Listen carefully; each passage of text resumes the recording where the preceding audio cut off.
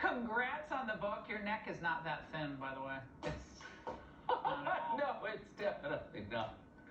What a shocking story you just told. I bet if you asked Bob Nightingale, hey, Bob, are you for lynching? He would say, well, of course not. All good people. But then why do they participate effectively in the kind of crazed mob behavior that leads to it? I mean, I think, honestly, they don't respond that way when they see someone getting shot to death on the street in Chicago or New York. I mean, no.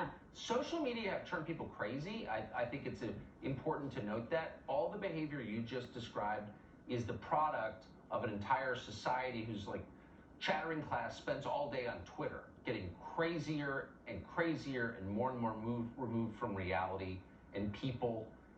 Social media really have driven America to a bad place. Now, and your book title is The Long Slide, and I always think of what my mother would say about what's happened to so much of society. And there are obviously great people doing amazing things, selfless things all over the world. But the slide of society, and one thing in your book, we have a lot of other stuff to get to, but one thing in your book that really struck home to me is how now everything has to be so safe for kids. Yeah.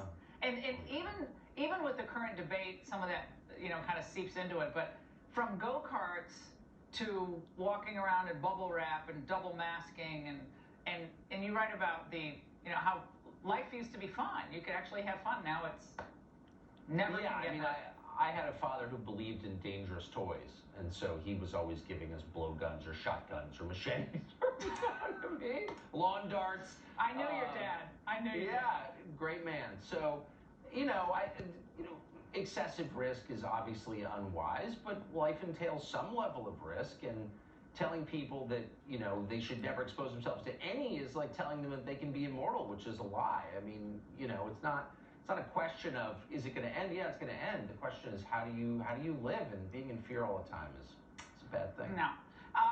In the long slide toward permanent recriminations against those with whom you disagree in today's society. I mean, you and I kind of came of age in the media when you could debate other people. I mean, you debated, and it was, but now it's, you're a horrible, awful, rotten, racist person who wants everyone to get COVID unless you believe in vaccine mandates for everyone. That's how it is today. Your comment on that, just that aspect. Well, that's for sure. I mean, I just had to reread 30 years of magazine pieces I had written and I had a contract with Simon & Schuster to do this book at exactly the moment they were canceling Josh Hawley's book because he cast a vote they didn't like, which had a lot of precedent in previous elections. And I just thought this crystallizes the change. So book publishers stood up for people's freedom of speech for generations. And now Jonathan Karp, who runs Simon & Schuster, and I read all about this in the book, published by Simon & Schuster, is openly defending censorship because the Democratic Party has demanded it. And I thought that really is, that's the moment distilled right there. A publisher pushing censorship. It just blows my mind.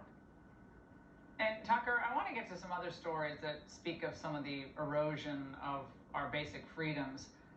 In the United States, we haven't seen yet the type of kind of brutal enforcement of kind of a medical dictatorship that you're beginning to see in France. And in France, police are now going table to table to these outdoor restaurants, checking for people's health passes. I think you and I were mocked last year for saying that this was what the left ultimately wanted to have happen here. Right. Do you agree that that's ultimately what they would prefer to happen here? Well, of course. But I mean, you wonder, why would it stop with COVID? I mean, why not HIV patients or people with hepatitis or any transmissible disease? I mean, right, there's a principle here, which is that your health status has to remain private. The government doesn't have a right to force you to take medicine you don't want or need. And do you have a right to keep private, your own health condition? And when we give that up, I mean, you're looking at a brand new country. And the French are fighting back against it, as you know. I don't think their testosterone levels have been lowered to quite the levels of ours by bad food or whatever. But they are definitely, huge numbers of people are pushing back against this in the form of protests nationwide in France. You're not seeing that here. You wonder how far they can go before people say, I'm not against vaccines. I obviously want to get COVID under control, but I you can't force me to take a medicine I don't want. If you can do that, why can't you sterilize me or lobotomy? What can't you do to me if you own my body? That's a totally fair question. Why is no one asking it? Liberals used to believe in all that. And I guess, Yeah, I guess it all depends. Tucker, congrats on the book, The Long Slide, Destined for Number One-dom. And I'm glad you're back. You're not announcing a change of residency to Hungary, right? You're actually here for a while. Are you kidding? I'm incorrigibly American, but thank you.